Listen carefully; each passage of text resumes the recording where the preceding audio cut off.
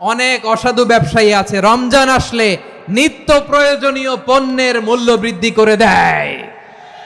মজুতদারি করবেন না, পণ্যের কৃত্রিম সংকট বাজারে করবেন না।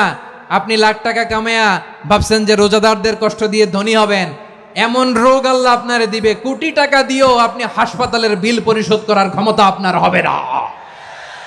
তারাবির সালাতের রাকাত বিতর্ক এড়িয়ে চলুন, রাকাত নিয়ে বিতর্ক করবেন না। 8 রাকাত 20 রাকাত নিয়ে যে মারামারি এই দেশে, এটা শয়তানের ফন্দি। আমরা 20 রাকাত পড়ি, আপনারা হয়তো 8 রাকাত পড়েন, কোনো অসুবিধা নাই। আমরা যারা 20 রাকাত আমরা পড়তেছি, আমরা 20 রাকাতের কথাই বলি, 20 রাকাত আমরা পড়বো আজীবন।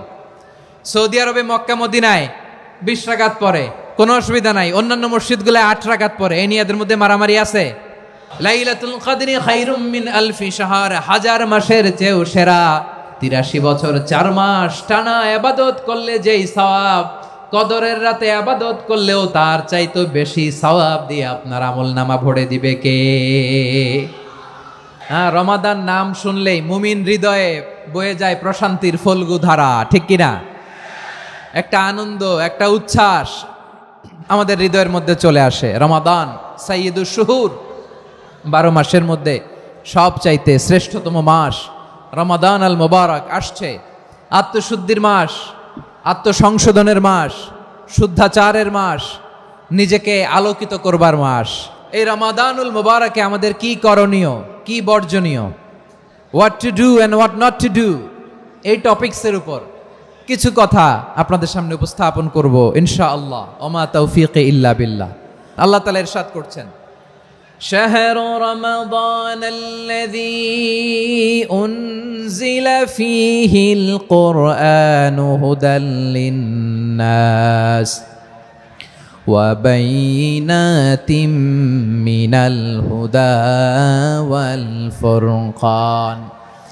আল্লাহ বলেন রমাদান এমন একটা মাস যে মাসে কোরআন নাজিল করা হয়েছে, আর এই কোরআন হচ্ছে বিশ্ব মানবের জন্য পথ নির্দেশিকা, হেদায়েতের সুস্পষ্ট বর্ণনা এবং সত্য মিথ্যা পৃথক করার আসমানি মানদণ্ড রূপে জামিনে আমাদের জন্য কোরআন নাজিল করেছে কে? আওয়াজ করে বলেন তো, আল্লাহর নাজিল করা এই কোরআনে কোনো ভুল আছে? সন্দেহ আছে? সংশয় আছে? বিয়ন্ডলেস, বাউন্ডলেস, বটমলেস, এমন কিতাব যেটা পড়ে গবেষণা করে এর তথ্য উপাত্ত ইনফরমেশন লেসন নিয়ে শেষ করা যায় না। সুবহানাল্লাহ। আল্লাহ বলেন এই কোরআনকে আমি রমাদানে নাজিল করেছি, যেটা বিশ্ব মানবের জন্য পথ নির্দেশিকা। এতে আছে হেদায়েতের সুস্পষ্ট বর্ণনা আর সত্য মিথ্যা পার্থক্য করার মানদণ্ড, কোনটা সত্য কোনটা মিথ্যা এটা কোরআন দিয়ে ডিফারেন্সিয়েট করা যায়। কোরআন হচ্ছে ফুরকান, to differentiate between right and wrong. কোনটা সত্য কোনটা মিথ্যা, কোনটা ভুল কোনটা নির্ভুল, এটা কোরআন দিয়ে যাচাই করা যায়। চিল্লায় বলেন ঠিক কিনা? এজন্য এই কোরআন দিয়ে আমাদের জীবন সাজাতে হবে। কোরআন দিয়ে জীবন না সাজালে জীবন আলোকিত হয় না। কোরআন দিয়ে পরিবার না সাজালে পরিবার আলোকিত হয় না। কোরআন দিয়ে সমাজ না সাজালে সমাজটা শান্তিময় হয় না। শুধু দুর্নীতি দমন কমিশন দিয়ে দুর্নীতি বন্ধ করা যায় না। কোরআনের আইন বাস্তবায়ন করা ছাড়া এই সমাজ থেকে দুর্নীতি বন্ধ করা যাবে না। চিল্লায় বলো ঠিক কিনা? আমার প্রিয় ভাইয়েরা, এই কোরআন নাজিল হয়েছে রমাদান আল মুবারক, এই বরকতময় মাসে। তাই আমাদের উচিত আসন্ন যে রমাদান আল মুবারক, এই রমাদানে কোরআনের সাথে নিজেদের সম্পর্ককে বাড়ানো। আপনি কি জানেন কোরআন নিয়ে কোন ফেরেশতা পৃথিবীতে এসেছিল? জানেন? ফেরেশতার নাম কি বলেন তো? জিবরিল আলাইহিস সালাম। সাইয়েদনা জিবরিল কোরআন নিয়ে এসেছেন, ফলে উনি হয়েছেন শ্রেষ্ঠ ফেরেশতা। বিশ্ব নবীর উপর কোরআন নাজিল হয়েছে, তাই তিনি হয়েছেন শ্রেষ্ঠ নবী। রমাদানে কোরআন নাজিল হয়েছে, তাই রমাদান হয়েছে শ্রেষ্ঠ মাস। কদরের রাতে কোরআন নাজিল হয়েছে, তাই কদর হয়েছে শ্রেষ্ঠ রাত। আমরাও যদি কোরআনের সাথে সম্পর্ক বাড়াই, আমাদের মর্যাদাও এরকম, আমাদেরকেও শ্রেষ্ঠ মানুষ বানায় দিবে কে? এজন্য কোরআনের সাথে সম্পর্ক বাড়াইতে রাজি আছেন তো? যারাই কোরআনের সাথে সম্পর্ক বাড়ায় এদের মর্যাদা বাড়ায় দেয় কে? শাবান মাস আসলে, রজব মাস আসলে সাহাবারা কি করতেন? আসুন আমরা দেখি কিভাবে তারা রমাদানকে ওয়েলকাম জানাতেন। রজব শাবান আসলেই ওনারা রমাদান পর্যন্ত পৌঁছার আকুতি আগ্রহ আর ফরিয়াদ আল্লাহর কাছে জানাতেন আর বলতেন, ইয়া আল্লাহ, রমজান পর্যন্ত আমাদের হায়াত বাড়িয়ে দাও, আল্লাহুম্মা বাল্লিগনা রমাদান, আল্লাহ তুমি রমজান পর্যন্ত আমাদের পৌঁছে দাও, আল্লাহুম্মা বারিক লানা ফি রজব ওয়া শাবান ওয়া বাল্লিগনা রমাদান, আল্লাহ রজব শাবানে বরকত দাও, আল্লাহ রমজান পর্যন্ত তুমি আমাদেরকে পৌঁছে দাও। আওয়াজ করে পড়ে না আমিন। আমার প্রিয় চাঁপাইনবাবগঞ্জের ভাইরা, গত বছর অনেকের সাথে আমরা একসাথে রমাদান কাটিয়েছি, তাদের অনেকে দুনিয়াতে এখন বেঁচে নাই, এরকম আছে না নাই? আচ্ছা, এই বছর যদি খুশনসিব হয় আমাদের, আমরা যদি পাই, আগামী বছরও যে রমাদান আমরা পাবো কোনো গ্যারান্টি আছে? তাহলে আসুন আমরা ভেবে নেই, হতে পারে this Ramadan could be the last and final Ramadan in our life. হতে পারে এই রমাদানই হতে পারে আমার জীবনের শেষ রমাদান। তাই আসুন আমরা আল্লাহর কাছে দোয়া করি, আল্লাহুম্মা বাল্লিগনা রমাদান, আল্লাহ তুমি রমাদান পর্যন্ত আমাদেরকে পৌঁছে দাও। আওয়াজ করে পড়েন আমিন। ইবনু রাজব আল হাম্বালি লাতাইফুল মাআরিফের মধ্যে লিখেছেন, সাহাবারা ওনারা রমাদান কেন্দ্রিক, আমাদের সালাফ সালফে সালেহিনরা রমাদান কেন্দ্রিক জীবন কাটাতেন।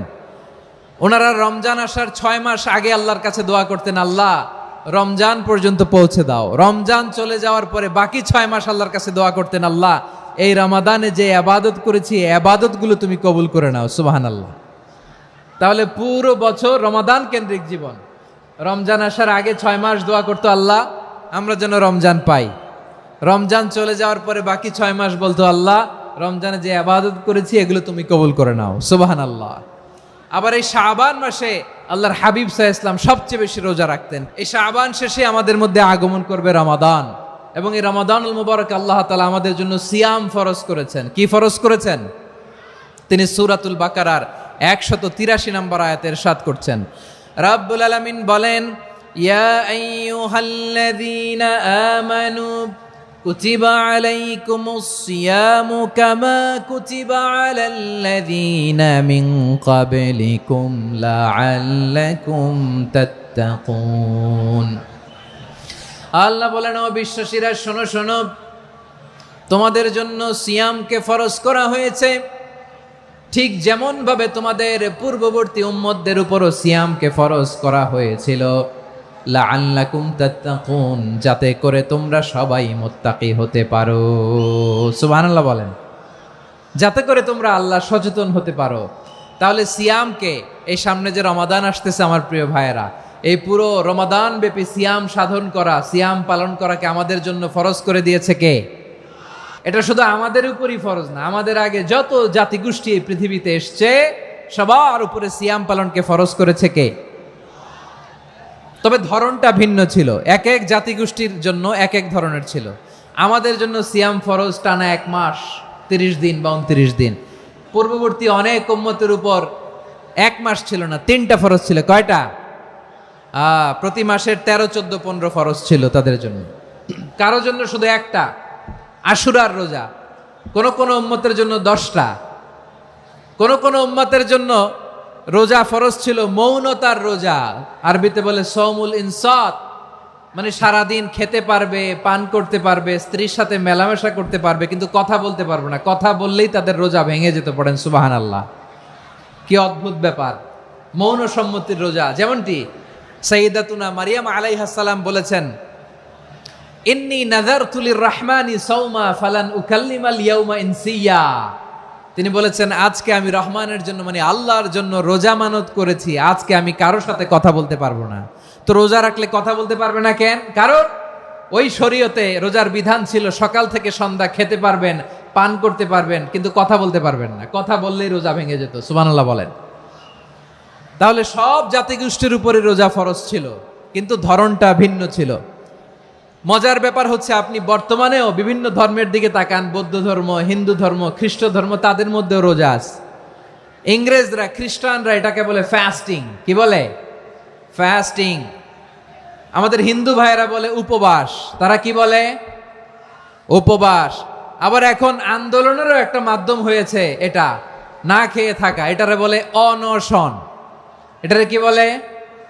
অনশন ধর্মঘট। মানে আমাদের দাবি না মানলে আমরা খাবো না, রোজা রাখলাম। তারপরে আধুনিক বিজ্ঞান এটার একটা নাম দিয়েছে না খেয়ে থাকাকে, অটোফিজি। কি বলে? অটোফিজি জাপানের এক চিকিৎসা বিজ্ঞানী